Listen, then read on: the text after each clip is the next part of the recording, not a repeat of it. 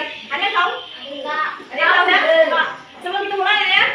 Siapa yang sudah pernah belajar terus? Nilainya kecil terus.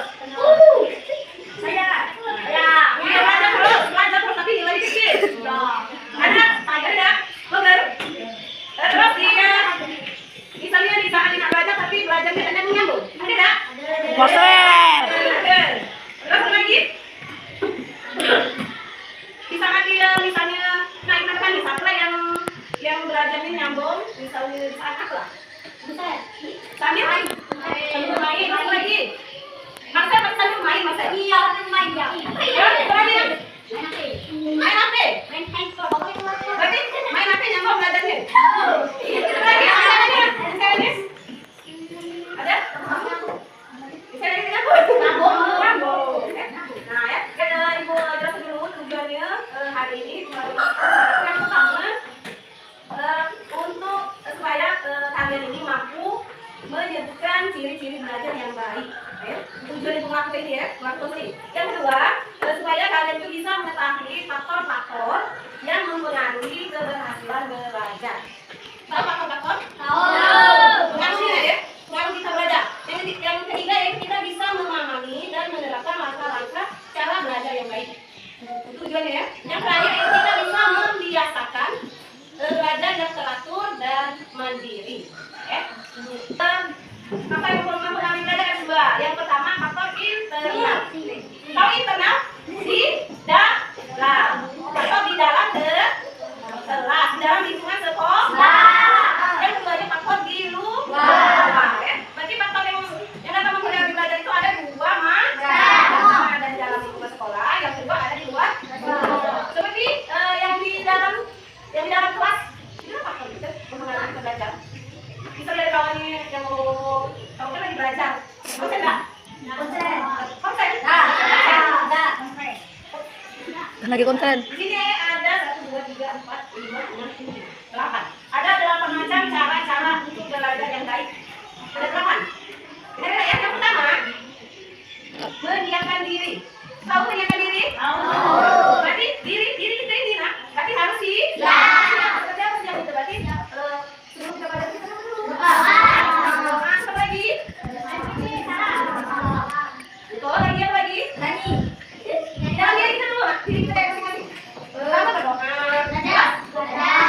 Istirahat yang cukup. Makanannya harus yang yang baik. Makan banyak jadi sakit. Yang baik ya. Yang mana makan yang baik? Makanan yang baik. Makanan yang jangan membuat kita sakit. Yang baik ya. Yang kedua, kita harus membuat jadwal belajar. Nah ya, untuk diri kita masing-masing. Misalnya Tirta belajar di rumah nih, apa lah? Misal kita belajar di rumah, itu ada waktu apa lah? Entah itu malam, siang, pagi, atau pagi di rumah. Jangan belajar. Gimana coba deh? Coba. Malam. Jadi kita jadwalkan ya, kita jadwalkan waktu ya. Nanti kita harus menjadwalkan waktu. Terus yang ketiganya, mengulangi materi. Nah, hari ini belajar apa tadi? Bahasa belajar apa tadi? Belajar bahasa. Belajar apa namanya? Materinya apa? Belajar apa tadi? Tentang tahun. Nah, tentang kisi-kisi soal paper. Iya. Kalian itu untuk belajar di rumah. Diulang ya. Diulang itu kan lama-lama, karena sejam. Yang kedua kita ulangi ya. Terus yang keempat, kita harus aktif membaca. Baca di buku kita. Bisa kita ada sambil bawa HP. Ngapal, kita kan mau ngapal ya. Berarti dibaca, jadi diulang di rumah ya. Coba dihafal ya. Nah, terus untuk yang keenamnya, istirahat. Kita kan mau main HP. Kita main HP. Main HP jangan terus.